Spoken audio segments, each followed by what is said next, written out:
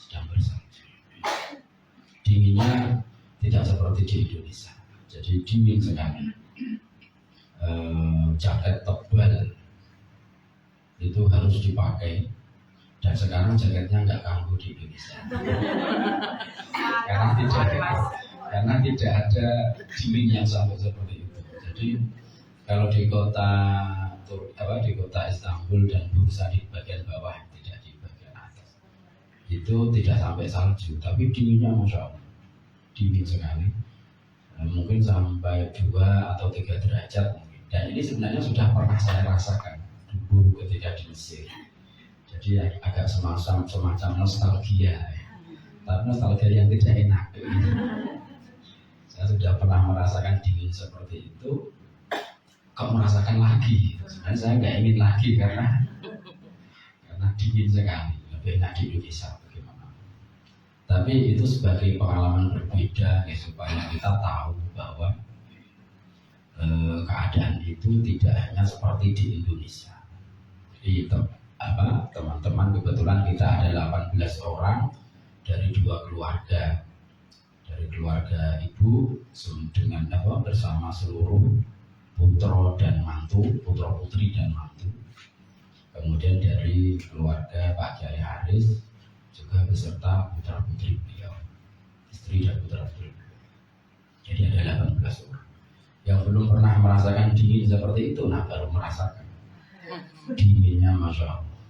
Mungkin hampir sama dengan puncak gunung Indonesia, tapi di puncak gunung kalau di Indonesia. Tapi kalau di seperti ini tidak ada dingin seperti itu, dingin sekali. Dan kalau kita diem itu tambah dingin. Jadi caranya itu harus pokoknya gerak. Kita, dan alhamdulillah ketika itu belum puasa. Jadi kita 3 hari di Turki itu belum puasa. Jadi ya masih bisa ngopi, ngeteh, dan hangat-hangat itu masih bisa. Alhamdulillahnya begitu.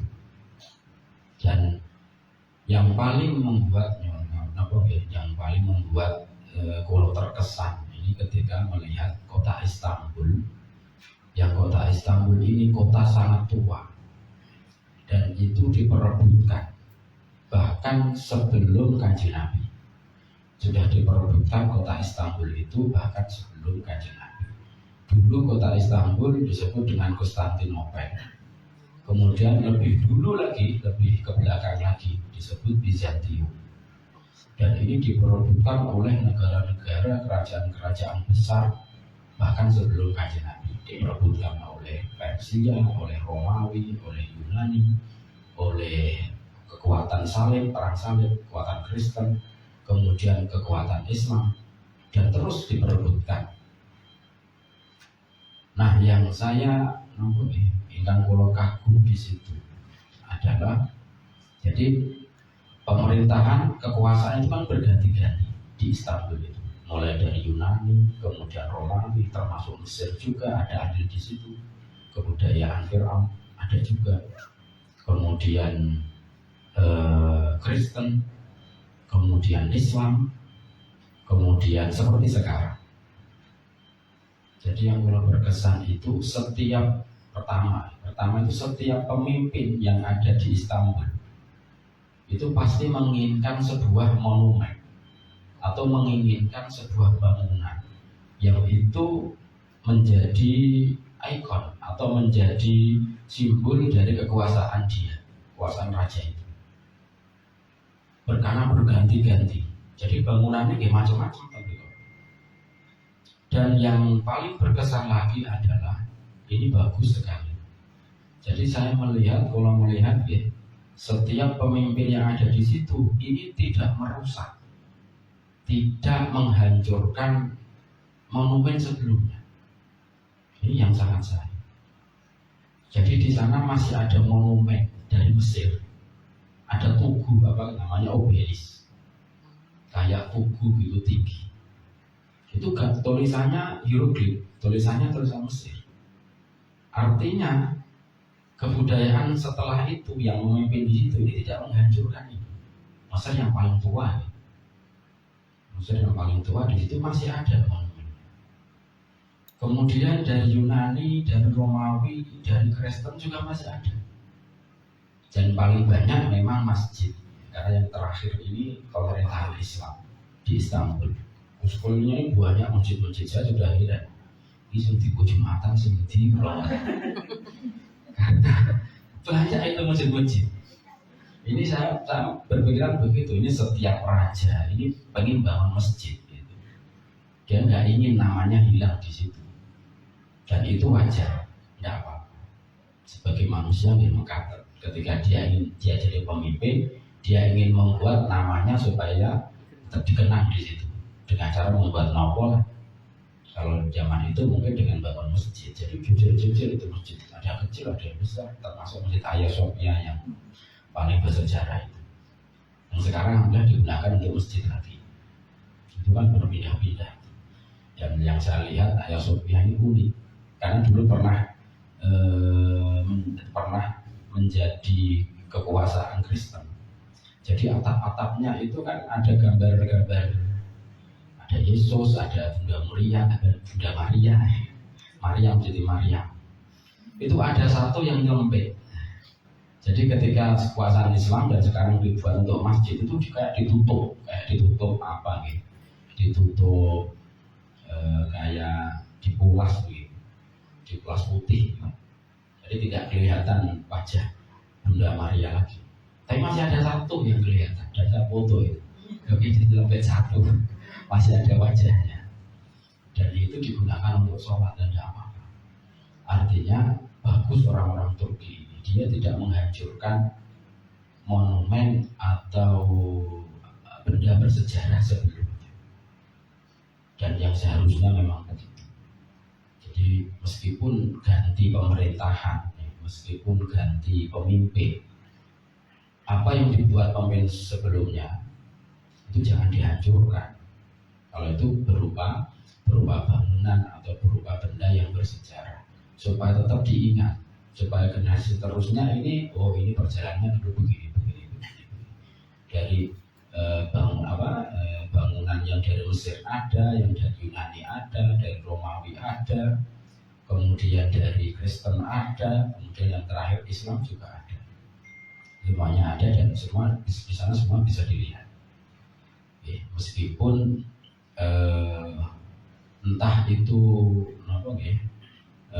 dimengerti oleh orang-orang yang hadir atau tidak, tapi yang jelas di situ masih ada bangunan-bangunan, meskipun ada yang rusak, ada yang kurang, itu wajar lah, karena sudah ribuan tahun. Tapi bagusnya begitu. Nah, ini saya sangat berkesan sekali. Dan ini yang diajarkan oleh Islam begitu. Jadi tidak menghancurkan apa yang ada sebelumnya. Islam kan begitu ya. Jadi dimodifikasi, yang tidak sesuai disesuaikan, gitu aja. Seperti Ka'bah juga demikian. Kemudian sa'i itu kan kebiasaan jahiliyah sa'i. Jadi sebelum Islam sa'i itu sudah ada. Dan berkunjung ke Ka'bah juga sudah ada. Cuman caranya beda. Sebelum Islam mereka memakai berhala ditaruh di sekitar Ka'bah untuk disembah. Sa'i juga demikian, mereka sa'i tapi dengan cara telanjang sebelum Islam. Gitu kan? Sebelum Islam jahiliyah itu mengatakan, karena mereka menganggap kalau di haram ini semua diharamkan, bahkan pakaian diharamkan. Mereka menganggap demikian. Jadi harus benar-benar seperti bayi, kira-kira begitulah. Ini pandangan jahiliyah. Bahkan mereka dalam Al-Quran juga ceritakan, ketika zaman jahiliyah, ketika sedang ke haram, sedang ihram zaman jahiliyah tadi, itu dia nggak mau masuk ke rumah lewat pintu, tapi lewat atap. Ini ada cerita dalam Al-Quran. Karena mereka menganggap ketika kita sedang haram, semuanya haram. Jadi yang biasanya kita lakukan itu diubah semuanya. Ini pandangan jahiliyah. Bahkan nggak mau pakai pakaian, sa'i juga. Tidak mau masuk rumah lewat pintu. Ya. Tapi itu semua diubah oleh Al-Quran. Tapi ritualnya masih, sa'inya masih ada, gitu. Kemudian berkunjung ke Ka'bah diganti dengan tawaf, tapi masih berkunjung ke Ka'bah. Dan kemudian yang tidak sesuai disesuaikan. Ketika ihram tetap boleh masuk rumah lewat pintu. Waktu buyut min abwabiha, nanti dalam surat Al-Baqarah. Karena mereka pada zaman jahiliyah ketika sedang ihram, mereka tidak masuk rumah lewat pintu tapi lewat atap. Jadi model rumah Arab zaman dahulu itu hanya kayak tembok-tembok, atapnya hanya pelepah kurma, nggak ada genteng, nggak ada cor-coran gitu.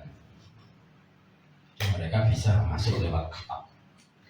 Tapi itu dilarang atau diubah oleh Islam. Nggak usah begitu. Ihram ya ihram, oke. Banyak yang diharamkan, tidak boleh pakai wangi-wangi, tidak boleh macam-macam ya. Tapi ada beberapa yang masih boleh. Berpakaian jelas masih boleh. Jadi ketika sa'i jangan lagi telanjang, harus pakai pakaian. Nah ini kan artinya apa yang ada sebelumnya tidak dihilangkan, hanya dimodifikasi. Dan ini dipraktekkan dengan sangat baik oleh para sunnah. Wali Songo, beliau tidak mengubah apa yang ada sebelumnya, hanya memodifikasi. Yang sebelumnya ini kurang sesuai dengan Islam karena mengandung syirik, diubah.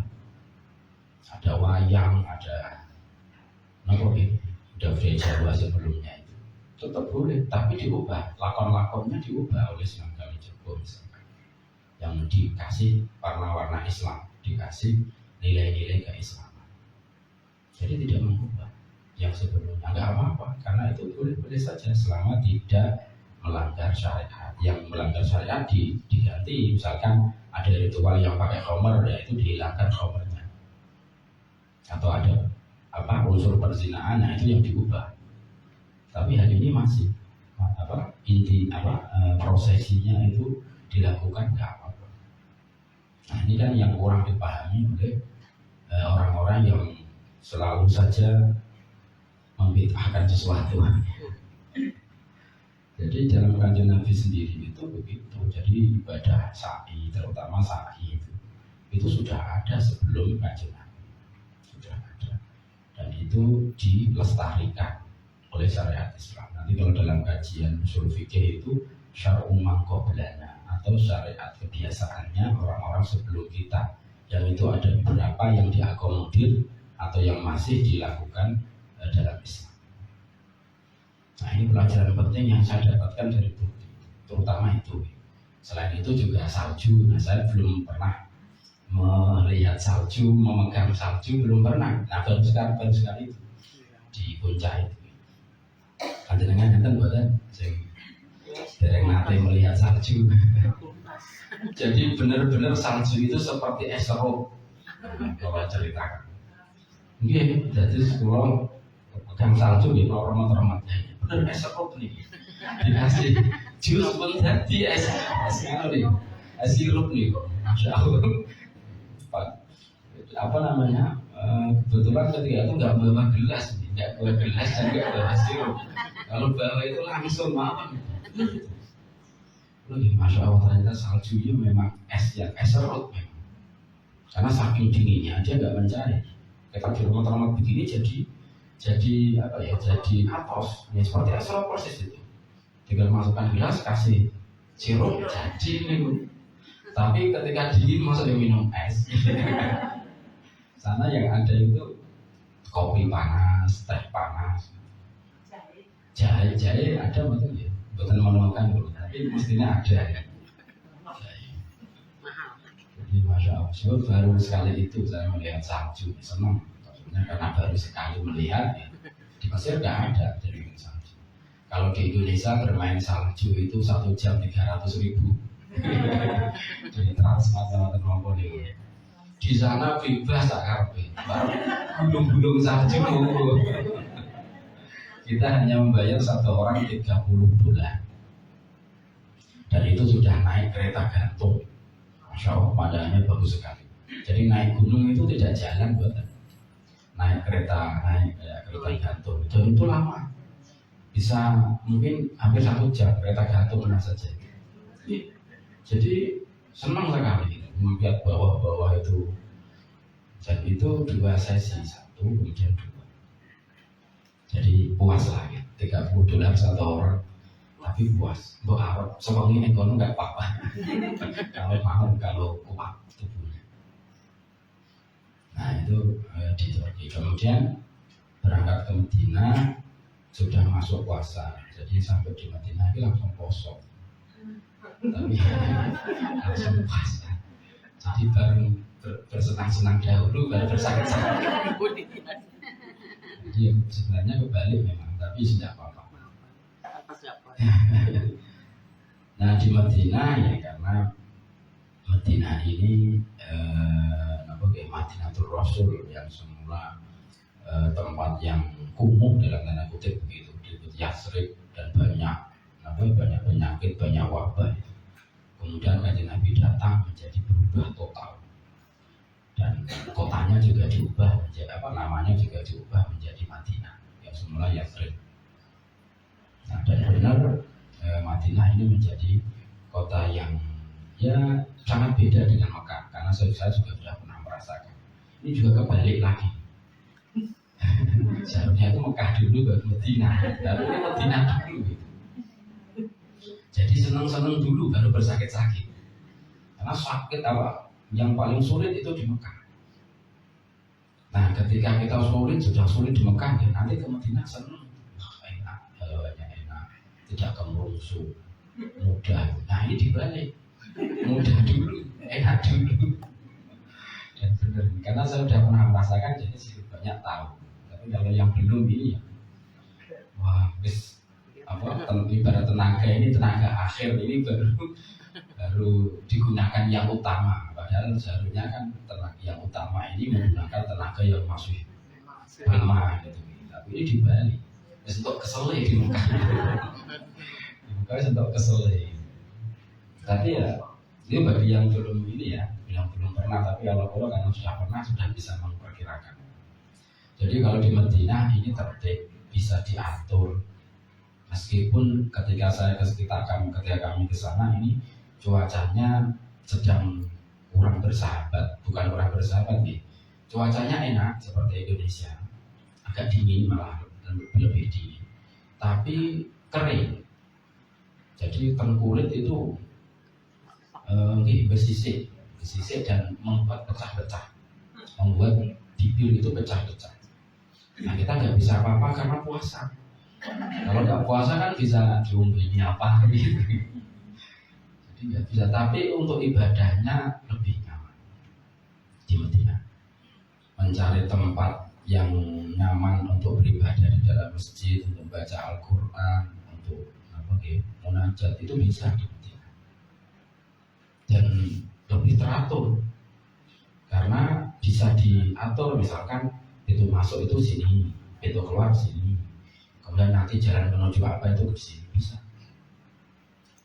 Dan alhamdulillah di Madinah ini semua kesampaian. Artinya ziarah ke makam Nabi iya sampai beberapa kali. Kemudian di Raudhah juga sangat puas, hampir 2 jam kami yang laki-laki itu di Raudhah. Karena kita masuk jam 11, alhamdulillah masih bisa ke Raudhah.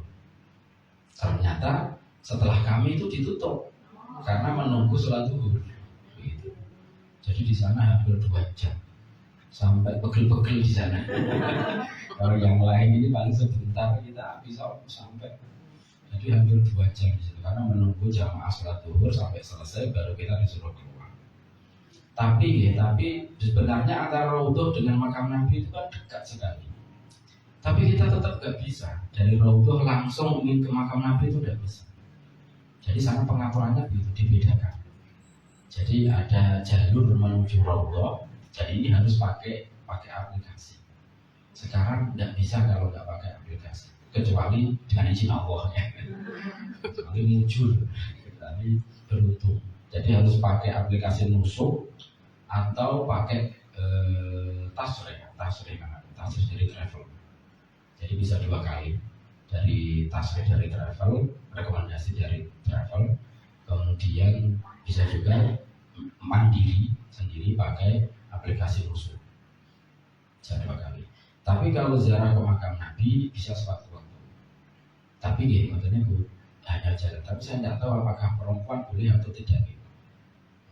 yang saya tahu yang laki-laki ini ziarah ke makam Nabi bisa setiap waktu, tidak perlu memakai aplikasi, tapi harus antri dan jalurnya itu dibuat muter panjang, harus keluar dulu dari masjid, kemudian masuk ke pintu Bagus Salam kalau ingin ziarah ke makam Nabi. Semuanya lewat situ, nggak bisa kita dari Raudhah ingin nyempil masuk itu dan sakit, ditutup. Jadi semua keluar dulu, muter dulu. Dan jalur ke Raudhah juga beda dengan makam Nabi, padahal itu berdekatan, tapi mau dibuat beda begitu sehingga lebih teratur. Dan yang nggak bisa ditinggalkan adalah antri. Pokoknya kita harus siap dengan antri. Pokoknya di Haromain ini melatih kita bersabar. Jadi ini pokok utamanya ketika di Haromain, terutama nanti di Mekah. Kalau di Madinah ini agak tertib, nyaman, bisa beribadah dengan nyaman. Tapi kalau di Mekah, Masya Allah, kemerungsung sekali. Susah untuk kita beribadah dengan nyaman kecuali orang-orang tertentu yang bisa ngatur hati. Jadi di tengah keramaian, di tengah desak-desakan, itu dia masih bisa munajat dengan baik. Itu hanya orang-orang seperti itu ya, kalau di Mekah. Nah, kita di Mekah lebih lama 4 hari, jadi di Turki 3 hari, di Madinah 3 hari, di Mekah 4 hari. Tapi hemat itu tinggal sisa-sisa tenaga ya, dengan di Mekah. Dan Mekah ini sedang Ramadan, sedang bulan puasa, Masya Allah penuh sekali. Jadi pengalaman kita itu ada yang berangkat umrah yang kedua ini, berangkat ke Tanim itu habis maghrib, pulang ke hotel, balik ke hotel jam 2 malam, jam 2 pagi, saking penuhnya. Jadi lama berapa jam? Maghrib sana setengah 7, habis maghrib jam 7 lah, jam 7 sampai jam 2 malam. Jadi hampir 7 jam prosesnya itu. Karena nyari mobil susah, karena mobil tutup semuanya. Jadi harus jalan dulu 3 km ke Mahathah bis, ke terminal bis itu. Harus jalan. Selain itu nggak ada taksi, nggak ada yang mendekat ke Masjidil Haram karena ditutup oleh polisi malam-malam. Sudah, jadi penuhnya itu pas malam karena terawih dan lain-lain, penuh sekali. Nah, kita di Mekah ini menunjukkan yang pertama memang melatih kesabaran, yang kedua pertolongan Allah itu pasti ada. Jadi cerita ini, tapi ini nggak usah diceritakan. Terrekod ini.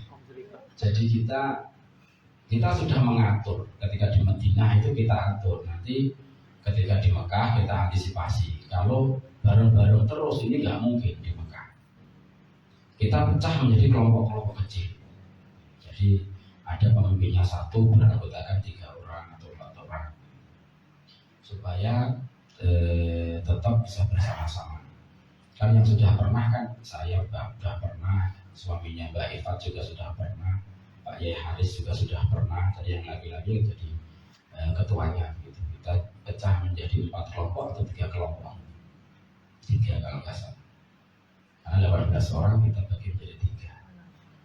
Nah, kita sudah bagi begitu, itu ketika di Madinah. Tapi sampai di Mekah bubar semuanya. Tetap betul sakit. Ketika tawaf itu saking penuhnya itu, ketendang-tendang, hilang mesti. Apalagi juga ketika sa'i ini juga saya heran, sa'i kok bisa padat seperti itu. Padahal zaman saya dulu tidak seperti itu. Kalau tawaf oke lah, itu padat. Tapi kalau sa'i ini yang saya heran kok bisa padatnya seperti itu. Padahal ibadah sa'i saja itu tidak ada. Sa'i itu pasti gandengan dengan tawaf. Kalau tawaf saja ada. Jadi orang kalau mau tawaf terus itu ya mau tawaf toh ya, buat-buatan umroh, namun tawaf itu sakit bisa. Tapi kalau sa'i toh, ini buatan enten ajaran ini. Ya diajarkan jujur sa'i saja itu buatan ini. Tapi sa'i ini pasti gandengan dengan tawaf karena ini rangkaian ibadah umroh atau haji. Sa'i itu. Tapi di sa'i di mas'a itu, tempat sa'i itu penuhnya Masya Allah. Bisa sudah ditawaf, ketika mau sa'i gabung lagi karena bisa menunggu kan. Tapi ketika sa'i hilang lagi, pisah lagi. Dan benar setelah melakukan sa'i ada anggota kita 2 orang yang entah kemana, yang terpisah dari rombongan. Kita tunggu hampir setengah jam di Marwah, enggak balik. Akhirnya kita inisiatif, kita ada 3 orang atau 4 orang yang nungguin itu di Marwah. Karena kan setat di sofa, ya karena nanti finish di Marwah kan mereka.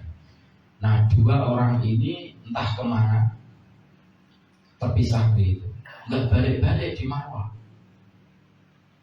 Jadi kita tunggu di Marwah lama itu hampir setengah jam dan kita capek sekali karena itu baru datang dari Madinah langsung ibadah umrah itu dan kita capek sikilnya pegel-pegel gitu. Ini langsung ke hotel. Tapi ada 2 orang yang masih belum ketemu ini, akhirnya malah sebagian yang laki-laki ini nunggu di situ. Termasuk mutawifnya juga, termasuk gaibnya juga. Kita minta untuk mencari itu. Tapi sampai lebih dari hampir 2 jam itu nggak ketemu. Ceritanya begitu. Nah, kita sudah putus asa, hampir putus asa, bukan putus asa, hampir putus asa. Akhirnya gaib atau mutawifnya menyarankan ini betul sakit dicari Pak. Kalau sudah seperti ini susah, kita nanti lapor polisi saja. Mutawifnya sudah menyarankan demikian. Ya wis lah kalau begitu. Kalau emang harus begitu ya wis. Kita sudah pasrah begitu. Kita sudah mau lapor polisi. Kita kembali ke hotel. Ternyata 2 orang itu sudah di hotel. Masya Allah.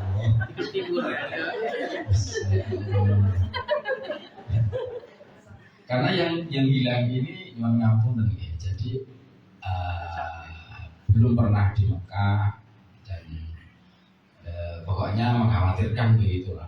Kalau yang hilang saya misalkan ya, atau yang enggak terpisah saya atau misalkan yang gede-gede itu sudah tinggal saja begitu. Pasti nanti saya boleh dewi. Tapi yang hilang ini 2 orang kita perkirakan itu nggak bisa balik dewi. Ternyata sudah balik di hotel. Nah, kita tanya mangus itu 2-nya. Karena kita hampir nunggu 2 jam lebih, sudah hampir putus asa. Jadi sudah di hotel dan cerita. Jadi ceritanya itu karena dia belum pernah, jadi salah hitungan. Jadi seharusnya itu kan finish itu di Marwah, tapi dia bingung hitungannya karena kan 7 kali itu cair.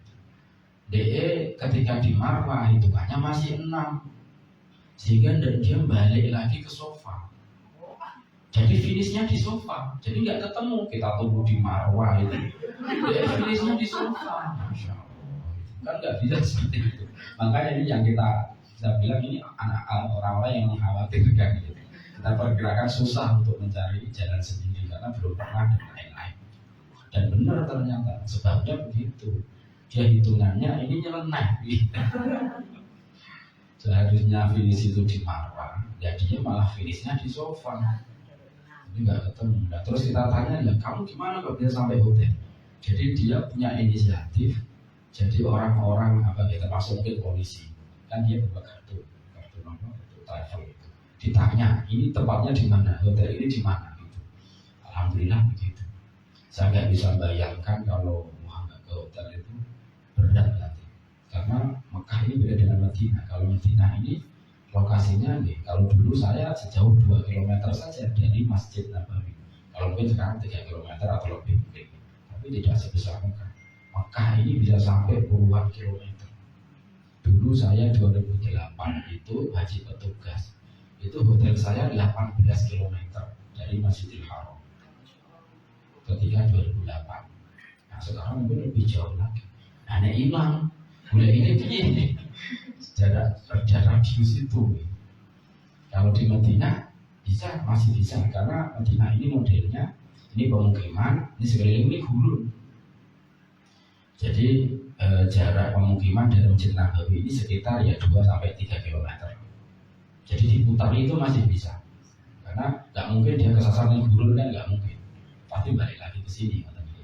Tapi kalau Mekah bukan sakit. Mekah itu banyak kota-kota bagaimana itu nggak bisa hilang, bisa memang lumpuh. Tapi alhamdulillah pertolongan Allah ini pasti ada. Dan caranya begitu. Ceritain, wah kita senang sekali. Alhamdulillah. Guys, gue ketemu alhamdulillah. Nah jadi pengalaman ketika umroh yang kedua, gojei pokoknya, gojei terus. Tidak saya ceritakan siapa gitu. Dan ini nggak usah diceritakan. Tapi ini untuk pelajaran saja bahwa insya Allah semuanya itu ditolong. Hal yang kelihatannya tidak mungkin bisa mungkin. Termasuk anggota kita ini ada satu yang kakinya itu bermasalah. Ada seorang yang kakinya bermasalah, diperkirakan itu susah, diperkirakan. Tapi perkiraan ini hilang semuanya. Di sana malah bisa dipayu, bisa 3 kali umroh malah. Jadi semua perkiraan itu bisa saja hilang. Jadi tidak bisa kita hanya berpatokan kepada akal kalau di Haromen itu nggak bisa. Dan jangan sombong dan jangan merasa kok yang ini kok tuh kesasar, ya, kesasar dewi. Biasanya begitu. Kalau orang agak sombong itu malah langsung dibalas oleh Gusti Allah. Tapi di sana yang jelas itu seberat apapun di Mekah karena Allah mengatakan faman faradha fihi al-hajja fala rafatha wala fusuqa wala jidala fil hajj. Barang siapa yang sudah mengikrarkan diri untuk haji, dia termasuk umrah, maka yang penting jangan rafat, jangan berkata kotor, wala fusuqa, jangan bermaksiat melanggar, wala jidala, dan jangan debat. Apapun yang terjadi jangan bicara kotor, jangan melanggar, dan jangan debat. Wis pokoknya disabar-sabar. Itu perintah Allah begitu. Karena Allah juga sudah tahu memang di Mekah ini serba gembrungsung. Apa saja gembrungsung. Naik lift hotel itu wanginya Masya Allah. Padahal itu di samping Masjidil Haram. Karena bulan puasa itu. Jadi pulang dari masjid mau naik hotel ingin langsung rebahan nanti harus antri naik lift itu. Hampir setengah jam lebih. Jadi semuanya antri dan harus bersabar. Terutama di Mekah ini melatih kita untuk sabar. Tapi insya Allah dengan kita sabar itu pasti akan ada jalan yang diajarkan oleh Al-Quran dan juga di Mekah itu begitu. Dan alhamdulillah semuanya sudah kita lalui. Dan kalau saya sendiri alhamdulillah semua yang saya inginkan di sana tercapai. Artinya ibadah itu hanya satu yang mungkin kurang sempurna. Jadi saya punya azam di Haromen itu ingin menghatamkan Al-Quran di Madinah dan Mekah. Di Madinah saya sudah dapat 10 juz. Kemudian di Mekah kan tinggal 20 juz. Ternyata strategi saya salah. Seharusnya yang banyak ini di Madinah. Nah saya pikir nanti di Mekah karena 4 hari bisa leluasa gitu. Ternyata salah. Saya di Madinah hanya 10 juz, kan kurang 20 juz. 20 juz di Mekah gak ketutupan. Ya karena kemurungsung itu nyari tempat untuk deres yang nyaman itu udah ada juga. Kalau ada di hotel, nggak di hotel kan udah ngobrol gitu. Susah untuk ibadah. Jadi kurang 5 juz. Jadi di Madinah dapat 10, di Makkah dapat 15, tidak sampai 20 karena sudah nggak kuat saya. Jadi karena kok tidur jelas kurang, susah untuk tidur. Jadi di hari akhir itu saya ingin menghatamkan gitu, tapi keadaan saya sudah nggak fit itu karena ngantuk sekali. Termasuk juga digura-gurai polisi, disuruh pindah. Saya sudah duduk dengan nyaman dengan rawa maksudnya, tapi disuruh pindah polisi. Tempat lagi disuruh pindah lagi. Akhirnya keluar masjid saya. Musim saya. Akhirnya keluar masjid udah saya balik ke hotel dan itu di hari terakhir dan saya nggak bisa saya teruskan 5 juz ini saya teruskan di rumah. Akhirnya begitu. Alhamdulillah sudah selesai. Ya hanya itu keinginan saya yang tidak tercapai. Kalau yang lain alhamdulillah tercapai, termasuk yang meminta doa, nitip doa, alhamdulillah semuanya sudah saya laksanakan. termasuk anggota majelis taklim menikah nih. Sudah kita doakan semuanya, semoga makbul, semoga dijadikan Nah ini malah berapa jam sudah 1 jam dulu. Jangan 1 jam. Yaitu sedikit banyak ya, bukan sedikit cerita mengenai perjalanan ini, dan alhamdulillah semuanya berkesan. Meskipun saya sudah pernah melakukan itu, tapi saya sebenarnya di awal itu tidak begitu karena saya sudah pernah. Jadi haji saya sudah pernah, umroh Ramadan juga saya sudah pernah. Itu jadi saya tidak begitu. Jadi semangatnya itu kayak kurang kalau di rumah. Tapi ternyata di sana masya Allah tetap semangat itu pada sudah pernah. Makanya itu terus bisa semangat ibadah di sana, tetap semangat. Tapi itu tadi banyak cerita yang mengharuskan kita mengeluarkan banyak tenaga, banyak pikiran, termasuk keadaan yang susah ketika di Mekah, saking padatnya ketika di bulan Ramadan. Itu belum apa-apa, nanti 10 akhir Ramadan, wah itu sudah sama seperti haji. Jadi jamaahnya sudah nggak bisa di dalam masjid. Kalau ingin ke masjid ya 3 jam sebelumnya. Kalau ingin di dalam masjid, kalau kita kemarin ya minimal 2 jam atau 1,5 jam masih bisa. Tapi kalau mepet adzan udah nggak bisa, ditutup semuanya sama polisi itu. Semua pintu nggak bisa, harus di luar masjid. Karena padat sekali. Pengalaman juga, saya diarahkan, saya keliru dalam masuk masjid. Saya ingin masuk masjid, inginnya nyari tempat untuk terus gitu ya yang nyaman. Tapi karena sudah penuh, ini diarahkan ke situ, diarahkan ke atap yang langsung kena matahari. Panas di Mekah, panas, tidak seperti Madinah. Di Mekah panas. Nah diarahkan ke atap, akhirnya saya manut saja karena semuanya begitu, karena semua itu sudah ditutup. Jadi diarahkan naik ke atas. Saya naik ke atas, di sana juga sudah banyak orang berbuka puasa di sana, sholat maghrib. Kemudian ketika turun nih, ketika mau keluar masjid ini yang susah. Jadi naik turun ini pakai eskalator. Ada tangganya juga, tapi lebih banyak eskalatornya. Nah ketika turun, ketika habis maghrib, ini yang dari soto, yang dari atap, ini kan ingin mau turun semua, banyak yang mau turun. Nah eskalatornya ini berat, karena banyaknya orang, eskalator tidak mencukupi.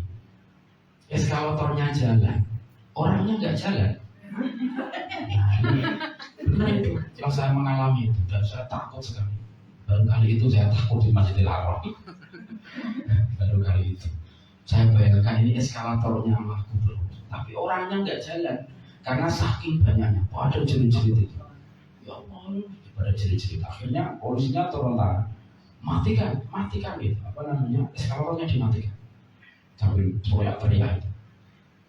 Karena saya juga bisa membayangkan saking banyaknya orang di atap ketika itu mau turun semua, tapi jalannya ini pakai eskalator. Eskalator itu kan mlaku terus ya. Nah tapi kalau saking banyaknya orang di depan tersumbat, karena dari lantai yang lain juga keluar, akhirnya kan mandek orangnya. Tapi eskalator tetap jalan, berikutnya. Makanya itu pada muncul macam-macam. Wah, baru kali itu saya takut benar ya. Alhamdulillah tidak terjadi apa-apa. Karena polisinya juga sigap, matikan, langsung dimatikan. Jadi eskalatornya dimatikan, tidak difungsikan semua. Menjaga itu kan bahaya, eskalatornya jalan, karena itu mesin jalan terus. Lah orangnya nggak jalan, ribut nih. Takut sekali itu. Baru kali itu rasa takut ya, khawatir maksudnya, karena bayangin saya ini bahaya gitu. Tapi alhamdulillah tidak terjadi apa, dan setelah itu saya kapok, nggak mau ke atap lagi. Terakhir itu kalau diarahkan ke atap, karena saya telat dalam masuk masjid, tapi saya nggak mau. Akhirnya saya putar balik pergi ke hotel. Udahlah saya ini hari terakhir saya nggak mau berjibaku lagi dengan seperti itu. Akhirnya saya pergi ke hotel, sholatnya di bawah hotel, tidak masuk ke masjid. Nah itu pengalaman ketika di Mekah Madinah. Semoga kita dimudahkan, kita semua dimudahkan oleh Allah bisa ziarah Haramain, dan pasti ada pengalaman, pasti ada cerita yang insya Allah membuat kita tambah tambah senang, tambah semangat dalam beribadah pada Gusti Allah.